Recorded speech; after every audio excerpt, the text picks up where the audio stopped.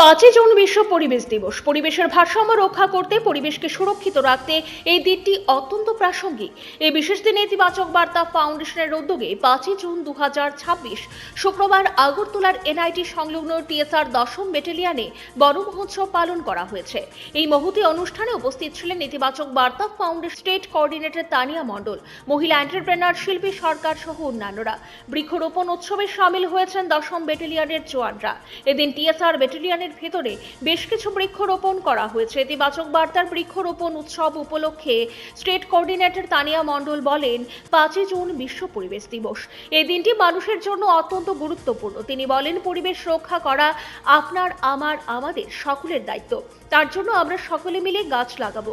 গাছ আমাদের অক্সিজেন দেয়, ভূমিতে জল ধরে রাখে, আমাদের খাদ্য দেয়, পরিবেশ দূষণ থেকে আমাদের রক্ষা করে, একটা সুন্দর সবুজ পৃথিবী আমাদের উপহার দেয়।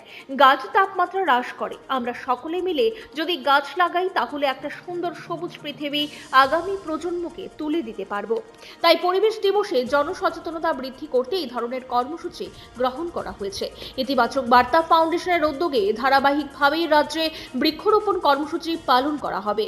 এদিনের এই বৃক্ষরোপণ কর্মসূচিকে কেন্দ্র করে উদ্যোক্তাদের মধ্যে ব্যাপক উৎসাহ উদ্দীপনা প্রত্যক্ষ করা যায়। আজকে 5ই জুন বিশ্ব পরিবেশ দিবস। পরিবেশকে রক্ষা করা আপনার, আমার, আমাদের সবার দায়িত্ব।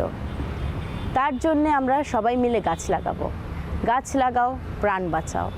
গাছ আমাদেরকে অক্সিজেন দেয়, জল ধরে রাখে ভূমির মধ্যে, আমাদেরকে খাদ্য দেয় এবং পরিবেশ দূষণ থেকে বাঁচায়। একটা সুন্দর সবুজ পৃথিবী আমাদেরকে দেয়। গাছ লাগালে আমাদের যে কন্টিনিউ আমরা দেখতে পাচ্ছি যে এখন তাপমাত্রা বেড়ে যাচ্ছে।